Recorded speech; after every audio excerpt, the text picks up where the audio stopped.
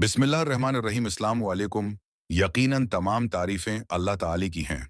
हम उसी की तारीफ़ करते हैं और उसी से ही मदद के तलबगार हैं। किस्सा हज़रत इदरीस अलैहिस्सलाम के ज़माने में इंसान बहुत बदअमल हो गए थे।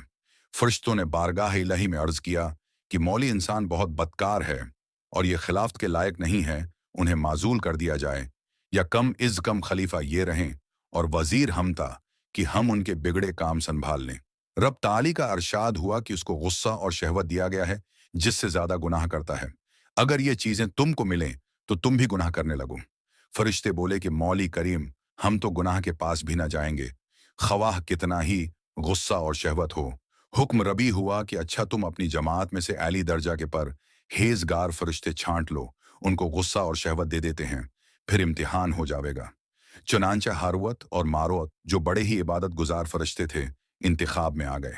हक ताली ने उनको ये चीजें यानी गुस्सा और शहवत देकर शहर बाबुल में उतार दिया और फरमाया कि तुम काजी बनकर लोगों का फैसला किया करो और रोजाना इस्म आजम के जरिया शाम को आसमान पर आ जाया करो। ये दोनों 1 महीना तक ऐसे ही आते जाते रहे। इतने उर्सा में उनके अदल व इंसाफ का आम चर्चा हो गया और बहुत मकदमे उनके पास आने लगे।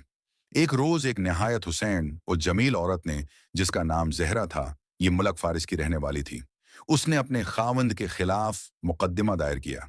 ये दोनों उसे देखते ही आशिक जार हो गए और उससे बड़े काम की ख्वाहिश की। उसने कहा, मेरा दीन कुछ और है और तुम्हारा दीन कुछ और इख्तिलाफ होते हुए ये नहीं हो सकता। नीज मेरा शौहर बहुत गैरतमंद है, अगर उसे खबर लग गई तो मुझे कत्ल कर देगा, लिहाजा पहले तो आप मेरे बद को सजदा करो और फिर मेरे शौहर को कत्ल करो, फिर मैं तुम्हारी और तुम मेरे। उन्होंने इनकार कर दिया। वो चली गई, मगर उनके दिल में उसके इश्क की आग भड़क गई। आखिर उसे पैगाम भेजा कि हम तेरे घर आना चाहते हैं। सिर आंखों पर ये दोनों उसके घर पहुंच गए।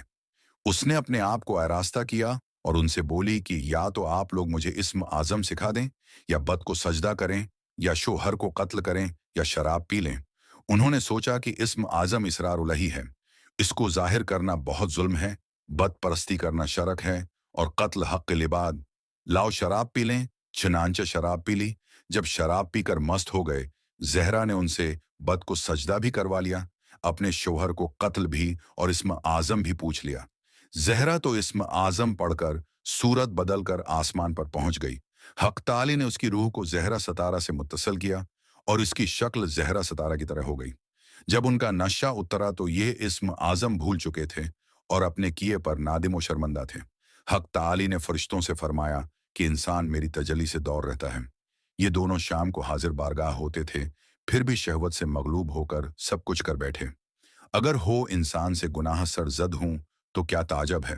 तमाम फरिश्तों ने अपनी खुदा का इकरार किया और जमीन वालों पर बजाय लान तान करने के उनके लिए दुआए मगफरत करने लगे। कुरान फरमाता, वल मलीका युसब्बिहूना बिहम्दि रब्बिहिम व यस्तगफिरूना लिमन फिल अर्ज़। फिर ये दोनों हजरत इदरीस अलैहिस्सलाम की बारगाह में हाजिर हुए और शफात के तालिब हुए। आपने उनके हक में दुआए मगफरत की। बहुत रोज के बाद हुक्म इलाही आया कि उनको अख्तियार दीजिएगा, ये या तो दुनियावी अजाब कबूल कर लें या आखिरत का। हजरत और में अलैहिस्सलाम ने उन्हें हुक्म इलाही पहुंचाया।